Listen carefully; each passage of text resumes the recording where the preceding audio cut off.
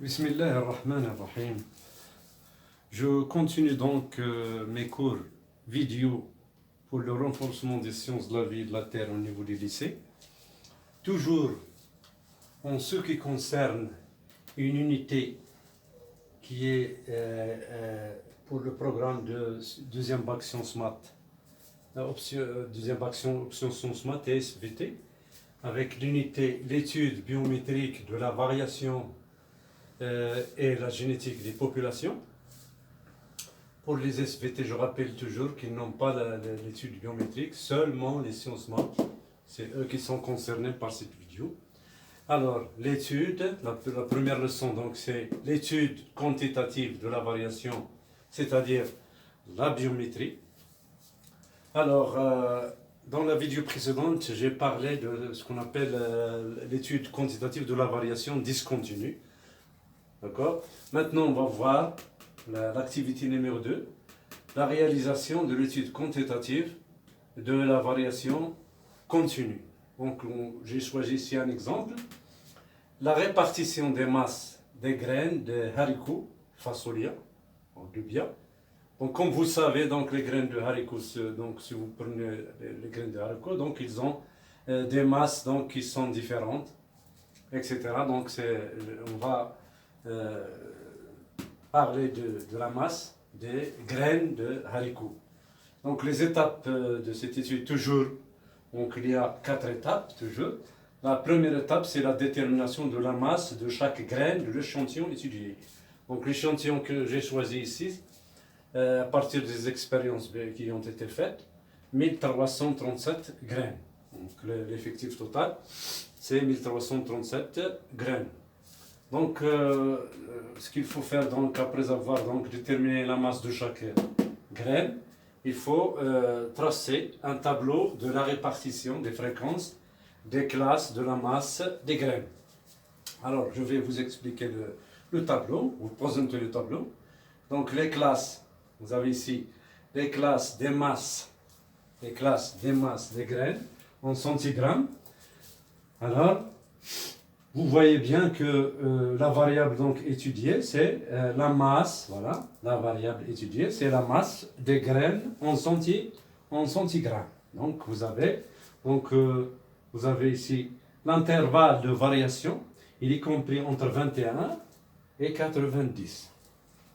Donc maintenant, on parle de classes, les intervalles, donc on va, les masses des graines sont réparties en intervalles, donc c'est d'une façon, c'est-à-dire chaque intervalle donc concerne donc des classes, ce sont des classes, voilà, classes. L'intervalle de la variation donc c'est 21 jusqu'à 90. Alors les valeurs de la variable, voilà ce qu'il faut bien retenir, c'est que c'est une série de nombres réels parmi l'intervalle 21, 90. D'accord? Donc, on parle ici, on dit qu'il s'agit d'une variation continue. C'est-à-dire que la variable, elle prend toutes les valeurs donc, qui existent dans l'intervalle. D'accord? Donc, on parle de classe. La classe des masses des graines. D'accord?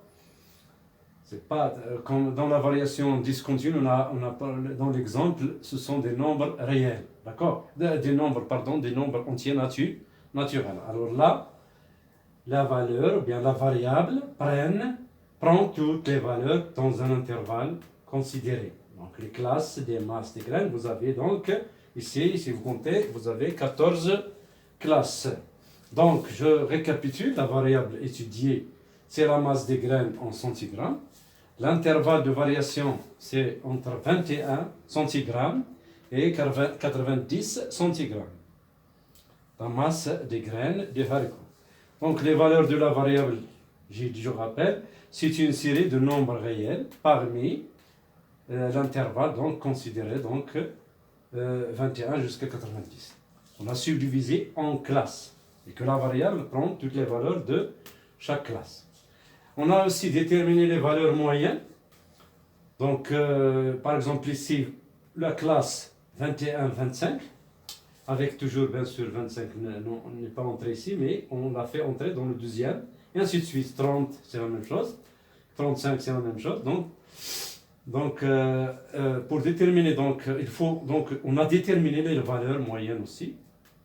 Par exemple, la valeur moyenne de cette classe 21-25, c'est 23. 25-30, 28. 30-35, donc c'est une valeur donc moyenne, c'est 33.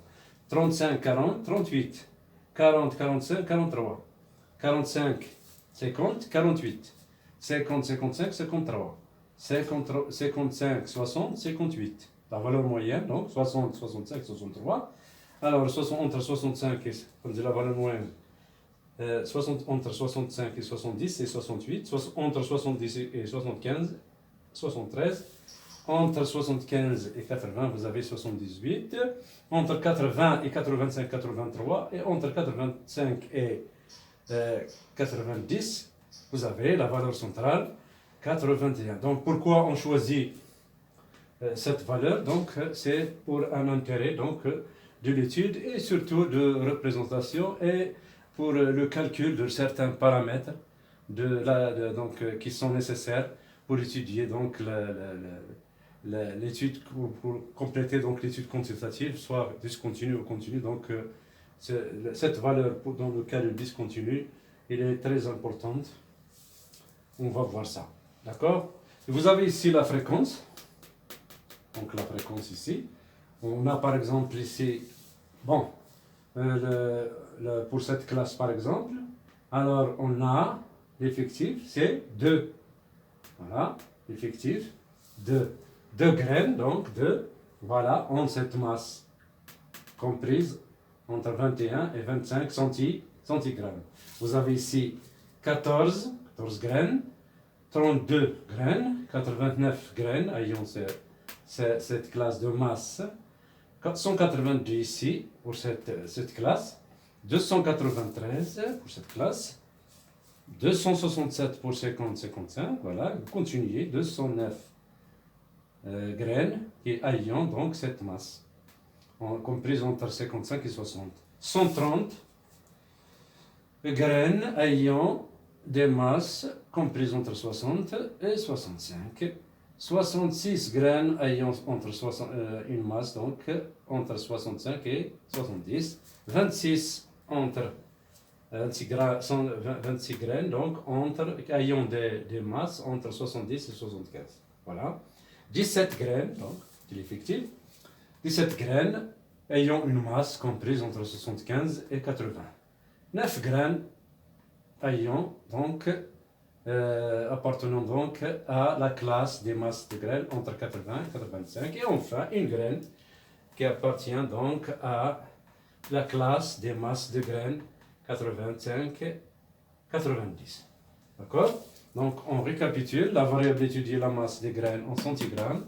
L'intervalle de variation de la masse donc entre 21 et 90 qu'on a subdivisé en classes, en intervalles. Et que les valeurs de cette variable est une série de nombres réels parmi cet intervalle considéré.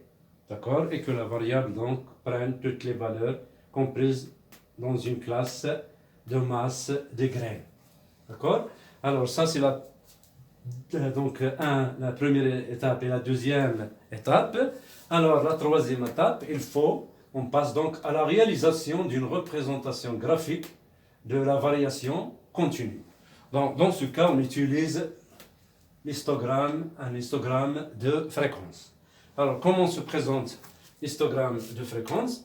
Alors dans les abscisses, sur les abscisses, on met donc les classes des masses des graines en centigrammes, c'est-à-dire les intervalles des masses de graines.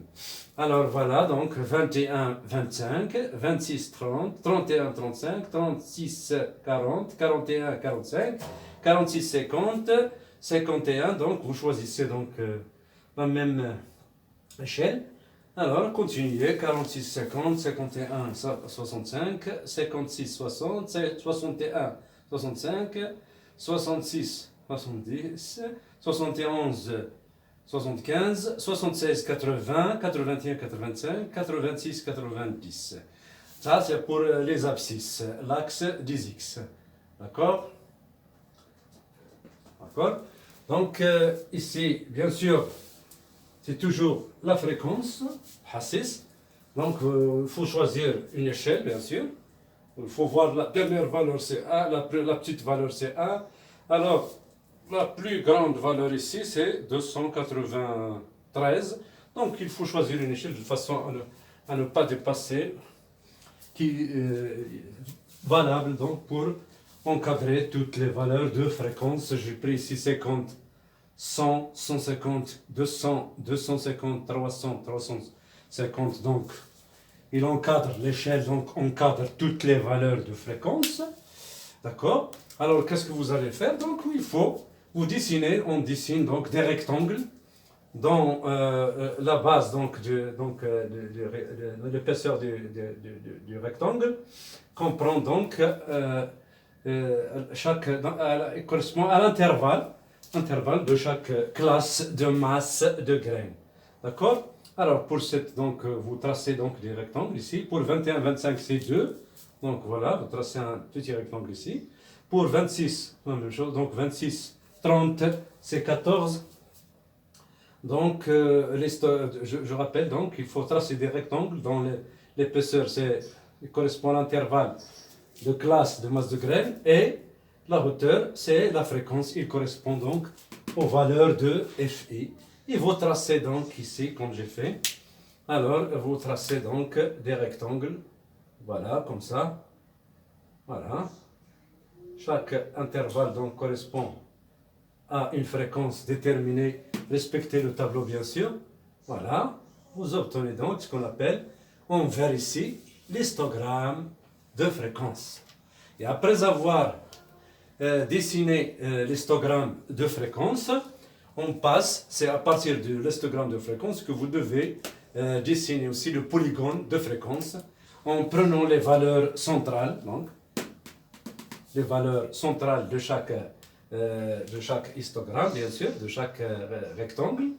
Donc, et vous liez ça, c'est ce que j'ai fait en rouge, hein.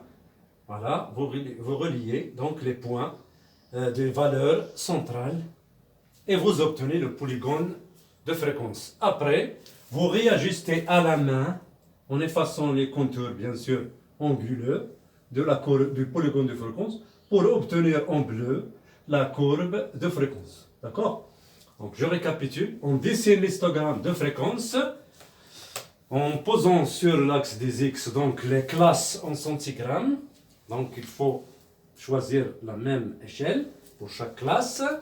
Et l'axe des ordonnées, vous mettez la fréquence en choisissant une échelle convenable aux fréquences. Bien sûr, il faut voir la petite valeur, la grande valeur, et choisissez une échelle qui vous encadre toutes les valeurs qui existent ici sur le tableau. D'accord?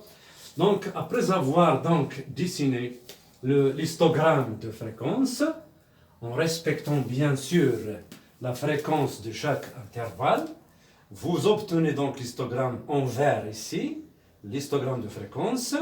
Après, vous joignez les points centraux de chaque histogramme et vous obtenez le polygone de fréquence. Le polygone de fréquence, vous réajustez ce polygone en effaçant bien sûr les angles, hein, les parties anguleuses, pour obtenir ce qu'on appelle la courbe de fréquence. Alors, on passe à la quatrième étape de cette étude, c'est l'exploitation de la représentation graphique de la variation continue. Donc, qu'est-ce qu'il faut? Donc, qu'est-ce qu'on observe? Voilà. Qu'est-ce qu'on observe? On observe donc la courbe de fréquence obtenue. Voilà. Donc, qu'est-ce qu'on observe? Donc, voilà. La courbe, comme tout à l'heure, dans la variation discontinue, la courbe, voilà. La courbe de fréquence obtenue est sous forme d'une cloche. Sous forme d'une cloche. Voilà. une cloche unimodale. Uni et unimodale. Qu'est-ce que ça veut dire unimodale? Il présente un seul mode. Et qu'est-ce que ça veut dire le mode? Voilà donc le mode ici. C'est la valeur, voilà. Si vous, donc la valeur centrale de la classe, 45, 47, c'est 48. Il correspond ici à 48 centigrammes. Donc unimodal, c'est la valeur de la variable dans M. M, c'est la valeur de la variable qui est égale ici, dans ce cas, à 48 centigrammes, qui a le plus grand effectif, qui est ici, 293 graines. D'accord? Donc, alors, vous voyez donc que cette valeur, donc c'est la plus fréquente. Donc, si vous considérez donc ici, alors ici, les valeurs autour du mode, donc ici, ce sont des, c'est plus fréquent. Donc, ce sont des donc c'est des valeurs les valeurs, voilà, les plus fréquentes,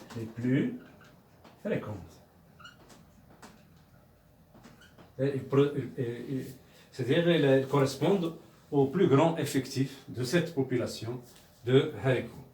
Et la même chose ici, vous avez alors les valeurs ici, donc les valeurs moins fréquentes, les valeurs moins fréquentes. La même chose ici, les valeurs moins fréquentes. Les valeurs, voilà, les valeurs de la variable sont moins fréquentes, donc moins fréquentes, correspondent à des effectifs qui sont faibles par rapport aux valeurs autour de du mode. Donc je récapitule, la courbe de fréquence obtenue est sous forme d'une cloche unimodale avec le mode ici 48 centigrammes. Alors, qu'est-ce qu'on peut en déduire donc de tout ça? Donc, déduction, voilà, déduction. La population, donc la population de haricots étudiés est homogène, voilà, homogène pour le caractère, la masse des classes, voilà, la masse des classes de graines, la masse des classes de graines.